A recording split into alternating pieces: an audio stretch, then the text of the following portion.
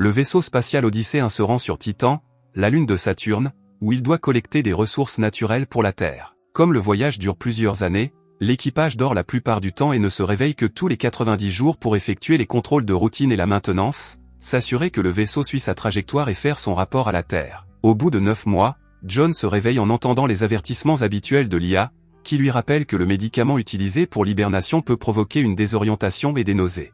Il essaie de prendre un moment pour récupérer, mais le capitaine Frank lui dit de se mettre au travail. Après une douche rapide, John rejoint Frank et Nash pour vérifier le système. Ils reçoivent un message de la Terre leur souhaitant de bonnes fêtes et leur rappelant de se soumettre à une évaluation psychologique. John vérifie également sa boîte de réception privée, mais il est déçu de ne trouver aucun message. John commence à penser à sa petite amie Zoé et continue à le faire pendant son évaluation psychologique. Cependant, lorsque l'ordinateur lui demande ce qui lui manque le plus, il répond l'air frais. Il avoue ensuite à Nash qu'il a oublié le nom de famille de Zoé, mais Nash lui dit de ne pas s'inquiéter car il s'agit d'une confusion normale après le réveil. John continue ensuite son travail d'entretien et se souvient du jour où il a rencontré Zoé à une fête, ce qui l'aide à se souvenir de son nom de famille. Une fois le travail terminé, le trio envoie un message à la Terre disant que tout va bien et ils retournent dans leur nacelle d'hibernation. Il se souvient du jour où il a vu Zoé pour la deuxième fois, lors d'une présentation de la mission Titan. La vidéo montrait comment le vaisseau devait effectuer une manœuvre de fronde autour de Jupiter qui le lancerait vers Titan. Les ressources trouvées sur Titan seraient utilisées comme énergie propre pour la Terre et permettraient de lutter contre les dommages causés par l'homme à la planète. La prochaine fois que John se réveille, il s'assure de bien manger et de faire de l'exercice. Alors qu'il travaille, il entend une voix qui l'appelle et se met à la suivre, mais ne trouve rien. Soudain, le vaisseau se met à trembler et à tourner tandis que les lumières vacillent. L'IA envoie un message d'avertissement avant que John ne voie des vis tomber du plafond, laissant un panneau tremblant lui aussi. Lorsqu'il tend la main pour le toucher, le panneau tombe et le frappe à la tête, l'assommant. John rêve d'une Zoé en pleurs avant de se réveiller et de trouver Frank et Nash en train de s'occuper de lui. Ils lui disent qu'ils ne savent pas ce qui est arrivé au vaisseau car John était le seul à être réveillé au moment des faits. Lorsque John pénètre dans le trou laissé par le panneau tombé, il découvre que plusieurs composants internes du vaisseau ont été gravement endommagés.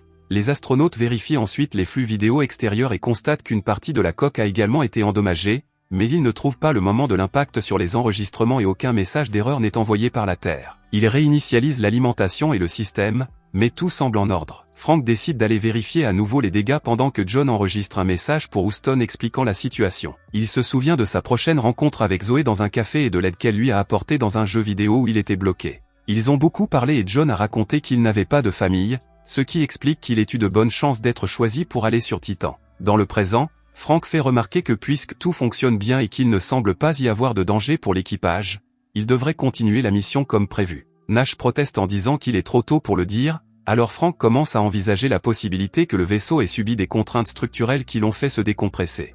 John refuse d'y croire puisque Zoé était l'une des conceptrices, mais Nash s'en mêle, affirmant que cela pourrait entraîner une explosion lorsqu'ils effectueront la fronde. Frank leur dit de travailler sur les réparations tout en supposant que c'est la tension structurelle qui est en cause et annonce une fois de plus qu'ils continueront comme d'habitude jusqu'à ce qu'ils reçoivent des nouvelles de la Terre.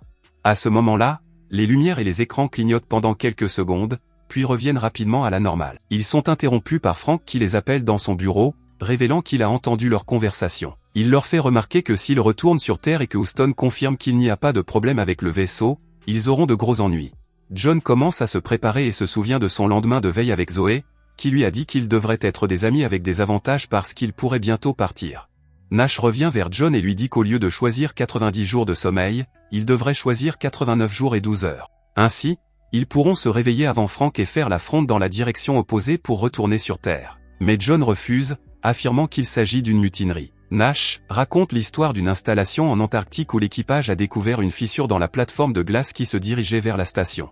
Ils voulaient évacuer, mais leur commandant a sorti son arme et a menacé de tuer tous ceux qui tenteraient de partir. Lorsque les sauveteurs ont été envoyés plus tard, le commandant était introuvable et le reste de l'équipage était mort d'une balle dans la tête. John finit par céder et dit qu'il aidera Nash, mais seulement s'il trouve des preuves de dégâts supplémentaires à leur réveil. John pense à ses derniers mois sur Terre, à ses moments agréables avec Zoé en privé et à son comportement professionnel pendant les conférences sur Titan. À son réveil, il croit voir Zoé à l'intérieur du vaisseau, mais ce n'est qu'une hallucination. Nash lui dit que c'est une raison de plus pour rentrer chez lui. Le duo se rend sur la passerelle et ne trouve aucun message de la Terre. Ils admirent la beauté de Jupiter pendant un moment et John annonce qu'il ne veut pas suivre le plan de Nash parce qu'il n'y a pas de preuves, ce qui déclenche une dispute. Ils sont interrompus par Frank, qui a entendu leur plan et a également réglé son pod pour se réveiller tôt. Il envoie Nash au travail et lorsque Nash tente de refuser, Frank lui chuchote quelque chose à l'oreille qui le fait quitter la pièce. Il promet également que si des preuves réelles de danger sont trouvées, il annulera immédiatement la mission. Pendant ce temps, Nash fait les 100 pas dans la cuisine. Lorsque John entre pour prendre un repas, Nash commence à le harceler et à lui demander des renforts. John continue de refuser et Nash perd la tête, hurlant à propos des dégâts du vaisseau au moment même où Frank arrive. Le capitaine veut savoir s'ils peuvent faire de la fronde sans Nash et John confirme qu'ils le peuvent car les calculs sont dans l'ordinateur. Frank attrape alors Nash et lui dit qu'il parlera à Houston de sa subordination avant de le renvoyer. Par la suite, John passe sa journée en pensant toujours à Zoé, au point qu'il a besoin de faire une pause pour ruminer dans une pièce sombre. Il finit par revenir au panneau cassé, qui est maintenant fixé au plafond par du ruban adhésif. John pénètre dans le trou et constate que de nombreux câbles produisent des étincelles. Soudain, la partie endommagée de la coque se fissure et John doit s'accrocher alors que l'espace tente de l'aspirer, mais il n'est pas assez fort et son corps flotte dans le vide. Il se réveille alors et réalise qu'il s'agissait d'une hallucination. Frank annonce qu'il est temps de faire la fronde et Nash supplie John de ne pas le faire, mais il l'ignore. John pense à la fois où Zoé et lui ont discuté des papillons de nuit et du fait que voler vers la lumière est un instinct de survie. Frank et John sont bientôt aux commandes, mais Nash n'est autorisé qu'à regarder. Après de nombreux calculs et préparatifs, il commence à activer les propulseurs et le vaisseau vole autour de Jupiter. Soudain, l'IA annonce une surcharge du système, mais Frank dit à John de continuer. Alors que le vaisseau tremble comme un fou, il finit de tourner autour de Jupiter et John appuie sur le bouton, tirant la fronde juste à temps. La manœuvre réussit et le vaisseau se stabilise, le système confirmant qu'ils sont en route vers Titan. Après avoir fêté l'événement autour d'un verre, John s'adonne à d'autres exercices, puis à des travaux d'entretien. Il vérifie les radios et entend un bruit bizarre. Il approche son oreille et est surpris par une voix qui crie son nom. Il apporte la radio aux autres astronautes, qui lui disent qu'ils n'utilisaient pas les communications.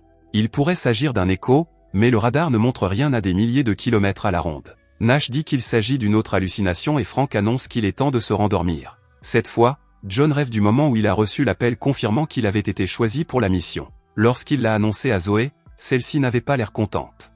Zoé, blessée, avoue qu'elle a voté contre lui parce qu'elle ne voulait pas qu'il parte, alors John laisse tomber sa clé et part. La prochaine fois que John se réveille, il se sent plus étourdi que d'habitude. Il court autour du navire pour se changer les idées, mais il ne peut s'empêcher de penser à Zoé. Lorsqu'elle apparaît soudainement à proximité, John la suit tout en répétant que c'est juste dans sa tête. Il est arrêté par Frank, qui lui dit que Nash a trouvé quelque chose dans la salle du réacteur et qu'il a besoin d'aide. Frank s'inquiète de l'état de santé de John et ce dernier s'emporte en hurlant que l'hibernation est une torture. Il se calme rapidement et jure qu'il va bien, mais Frank lui rappelle que Zoé n'est pas dans le vaisseau. John rejoint alors Nash, qui explique que la sortie du réacteur commence à s'intensifier. Le problème semble mineur, mais ils doivent l'empêcher d'empirer, sinon ils ne pourront pas terminer le voyage. Nash admet qu'il ne se sent pas bien et demande à John de revérifier ses chiffres avant de les présenter au capitaine. John en profite pour demander à Nash pourquoi Frank savait qu'il hallucinait Zoé et Nash jure qu'il n'a rien dit, avant de faire une dépression en doutant de ses propres souvenirs. Nash avoue qu'il ne se souvient pas des noms ou des visages de ses parents et John tente de l'assurer que ce ne sont que les effets secondaires des médicaments, mais Nash commence à fouiller dans ses souvenirs de Zoé et dit qu'elle a peut-être trouvé quelqu'un d'autre. Josh devient plus agressif et lui dit de se taire, révélant qu'il n'y a pas de chiffres sur l'écran parce que Nash les a tous hallucinés. Frank les appelle sur la passerelle et Nash signale toujours que quelque chose ne va pas avec les chiffres. Frank leur montre les écrans et confirme l'erreur, qu'ils doivent résoudre pour atteindre Titan en toute sécurité. Il révèle également que quelqu'un a émis une commande de bas niveau sur le réacteur pour provoquer ces anomalies volontairement.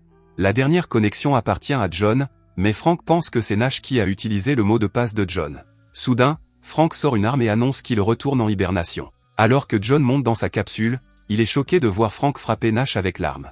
Les deux hommes se battent pour l'arme et Nash est poussé contre la nacelle de John alors que Frank commence à lui frapper la tête avec le pistolet. John ne voit pas la fin car il s'endort. John rêve de la nuit précédant le voyage, lorsqu'il a rendu visite à Zoé pour lui dire au revoir. Elle s'est excusée pour tout et s'est demandé s'il l'avait jamais aimé, mais une fois de plus, il a évité la question. À son réveil, John se sent plus malade que jamais et vomit alors qu'il a des flashs de Frank tuant Nash.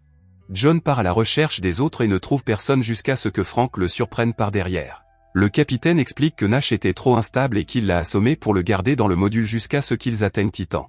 Il refuse de ranger son arme parce qu'il pense que John pourrait bientôt la perdre aussi. Lorsque John jure qu'il va bien, Frank explique que l'histoire de Nash à propos de la base en Antarctique était fausse.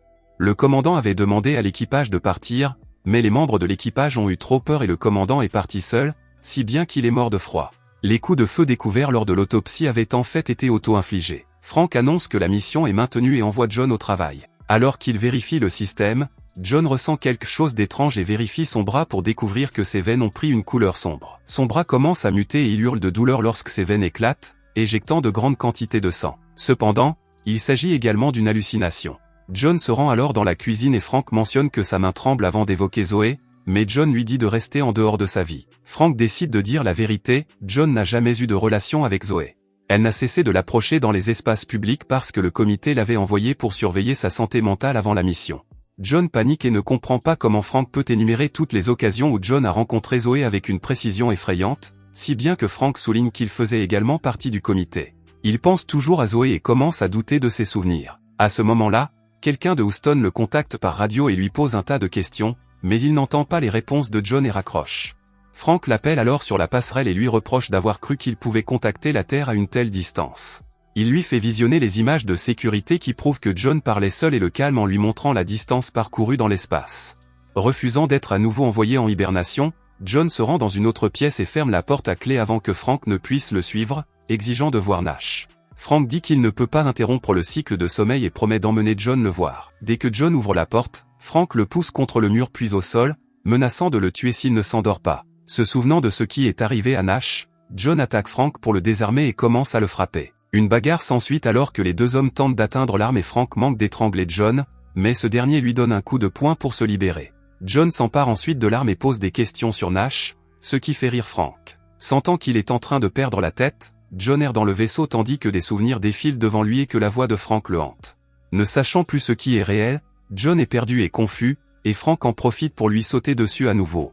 Un nouveau combat s'engage et John casse le nez de Frank avant de le frapper avec le pistolet, l'assommant. John se rend sur le pont et utilise les caméras pour chercher Nash, en vain. Frank apparaît à nouveau derrière lui et John le repousse avant de le battre furieusement jusqu'à ce que Frank meure. John demande ensuite à l'IA où se trouve Nash, qui lui répond qu'il est vivant sur la passerelle. Confus, John demande le manifeste de l'équipage et découvre que l'équipage n'est composé que d'une seule personne, lui-même. Son nom complet est John Frank Nash, et il a toujours eu des hallucinations sur les deux autres astronautes. Réalisant qu'il est seul, John fait une dépression et envisage de s'autodétruire, mais au lieu de cela, il se dirige vers les radios et tente de contacter la Terre. À sa grande surprise, c'est Zoé qui répond. Il n'est pas sûr qu'elle soit réelle, mais il lui raconte tout sur les autres astronautes, admettant qu'il est peut-être en train de devenir fou. Zoé lui explique qu'ils lui ont administré par erreur une dose plus importante de médicaments, ce qui explique ses hallucinations. Elle confirme également qu'il est le seul membre de l'équipage et fait une grande révélation, le vaisseau n'est jamais parti. John s'est endormi avant le lancement et a été placé dans un centre d'entraînement au Nouveau-Mexique. Ils ont construit une réplique parfaite du vaisseau et l'ont placé à 1000 pieds sous terre pour tester les effets de l'hibernation et de l'isolement sur l'esprit humain. John mentionne avoir vu Jupiter et le lance-pierre, mais Zoé explique qu'il s'agissait d'une simulation. L'incident qui a causé les dommages à la coque et au panneau était un tremblement de terre, ce qui explique pourquoi il n'a rien vu sur la caméra. Ce tremblement de terre a coupé toutes les communications pendant un certain temps et c'est pourquoi Zoé n'a pas pu l'appeler avant pour l'avertir de la présence du médicament. Zoé lui dit de traverser le sas pour trouver le tunnel de sauvetage. John se prépare immédiatement à partir, mais Frank réapparaît et lui dit de ne pas le faire. Frank insiste sur le fait que la conversation avec Zoé était la véritable hallucination, car l'esprit de John était désespérément à la recherche d'une explication qui donnerait un sens à la situation. Cependant, John refuse de croire que Frank est réel et ouvre quand même le sas, disant qu'il veut rentrer chez lui. Frank s'éloigne et John dit à Zoé qu'il l'aime avant que l'IA n'ouvre la dernière porte. Un tunnel souterrain l'attend à l'extérieur et John voit le faux vaisseau au-dessus de lui. La zone commence à trembler, John entend des voix qui lui promettent de le sauver et des machines qui creusent le sol. À ce moment-là, une lumière clignote et lorsque John la touche, il se souvient de la conversation des papillons de nuit à propos de la lumière. Il s'avère qu'il est vraiment dans l'espace et que son corps est éjecté dans le vide. Si vous avez aimé la vidéo et que vous souhaitez aider la chaîne à grandir, laissez un like, un commentaire et abonnez-vous.